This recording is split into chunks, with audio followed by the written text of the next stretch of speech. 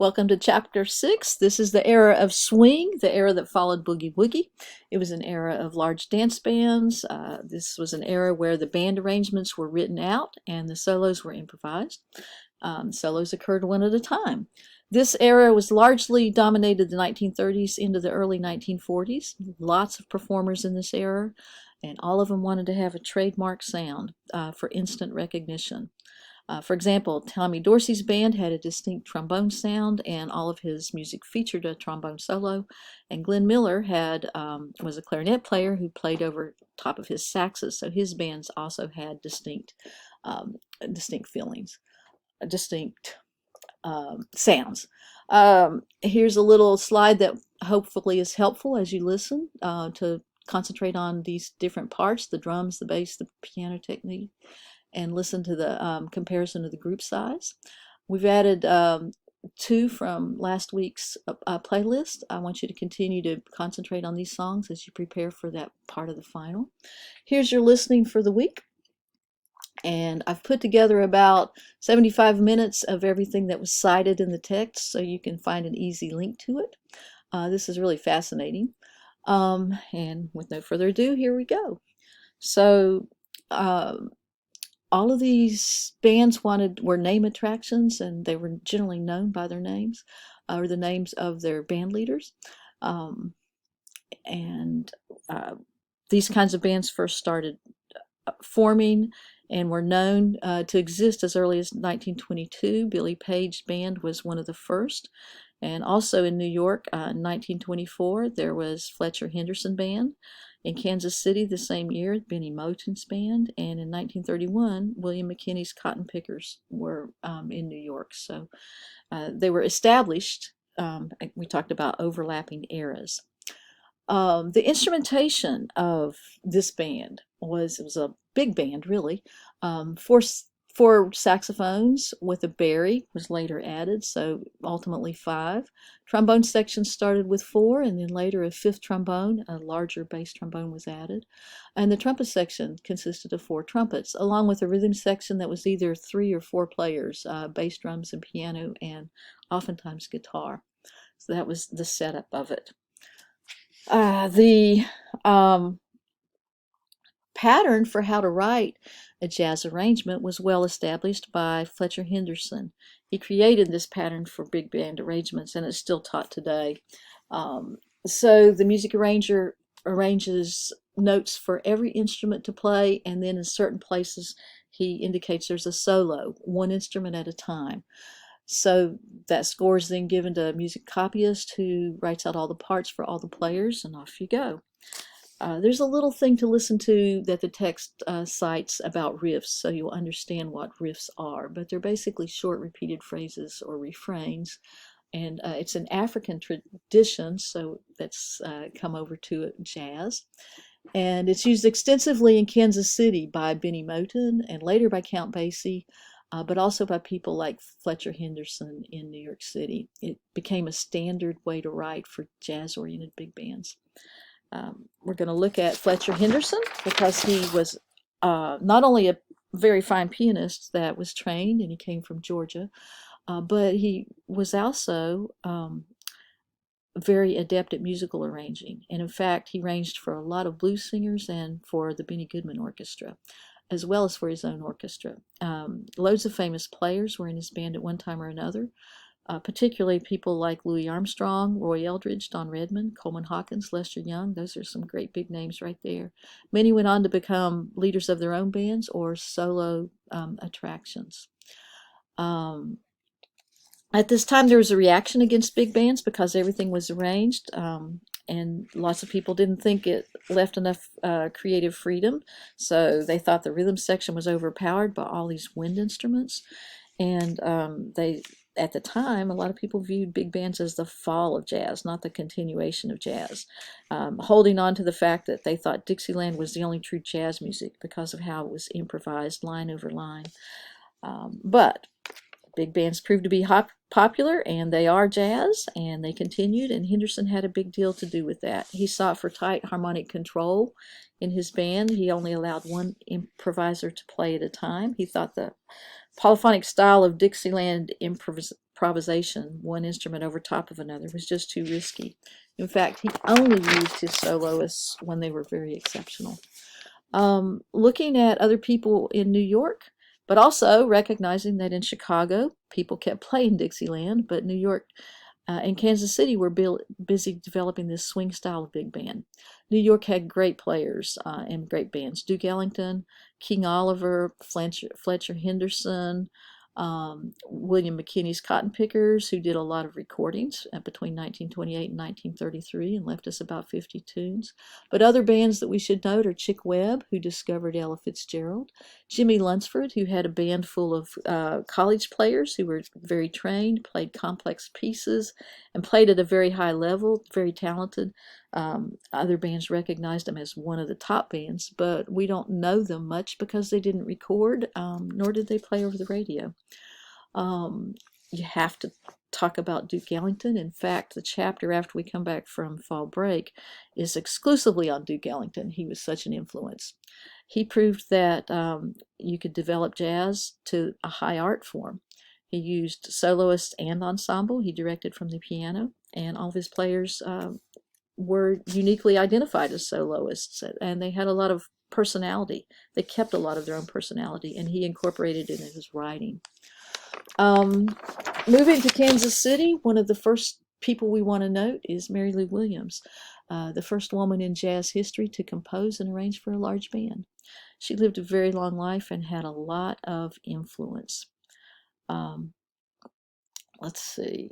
She was a very skilled piano player, one of the greats, and she did receive many honors over her lifetime. She was an innovator. Next, we also want to talk about Count Basie, also a pianist.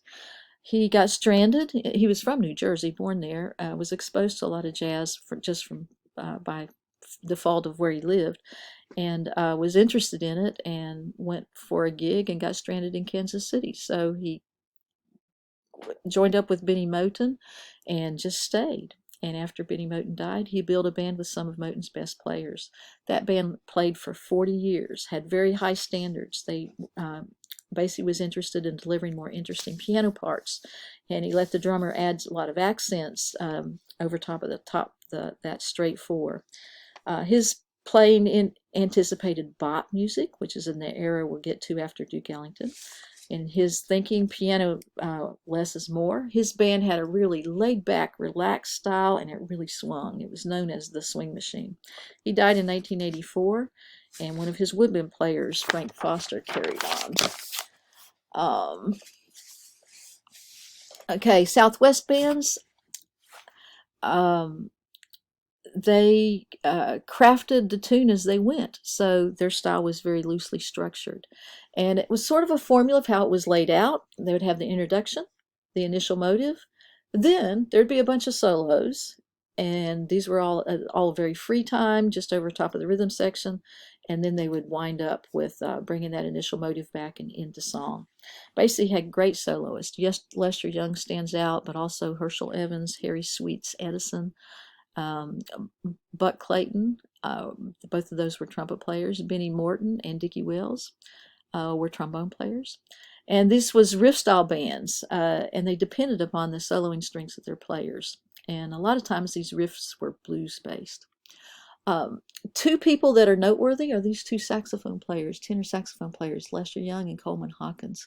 And you'll want to know the difference between them and where they played. Let's see, the basic composition structure, usually he opened with, back to Basie, there's Basie.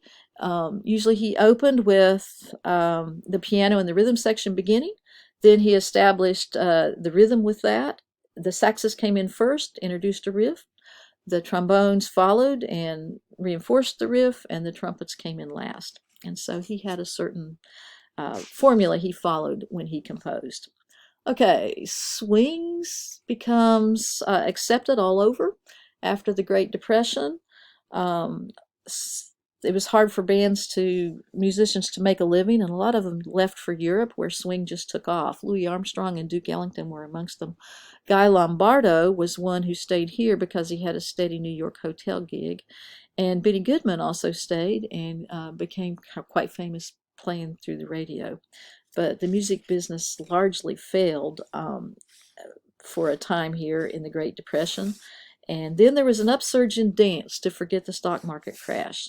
So the era of traveling began, where the bands would play in large ballrooms that could house thousands of people, and radio was free.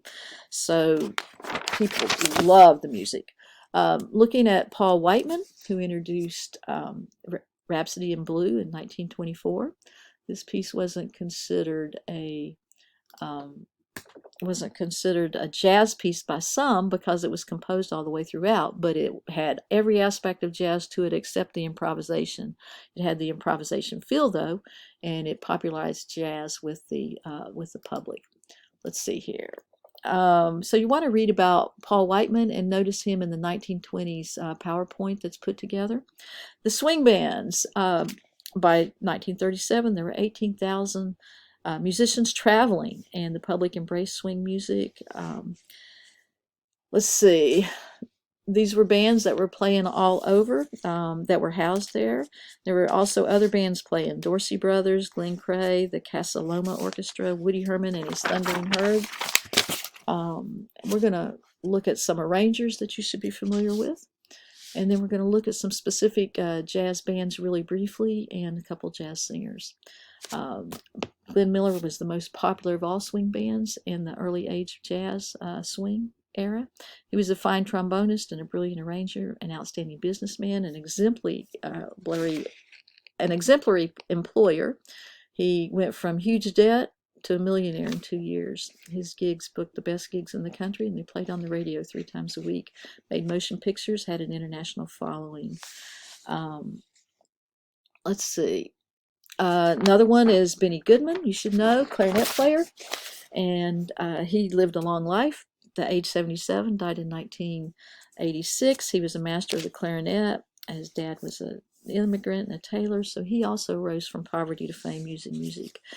Played a lot on the radio. He was classically trained both in the synagogue and with a player from Chicago Symphony. And his band plays hard driving swing. He played Carnegie Hall twice, in 1938 and 1974. He toured the world and had an international reputation. We're going to learn about Coleman Hawkins, who played in New York City with a full tone, flowing lines, heavy vibrato. We have a listening example of him. So he established sax as the dominant voice of jazz. That was his legacy. Previously, trumpet had been.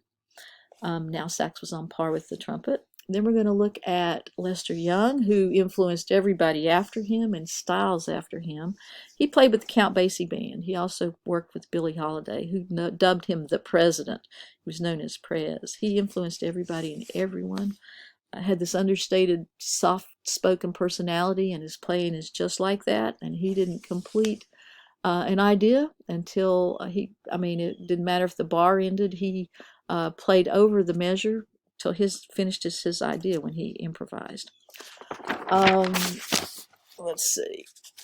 So we're going to listen to some of him. You need to be familiar with Charlie Christian, who took the electric guitar from a rhythm instrument to a solo instrument.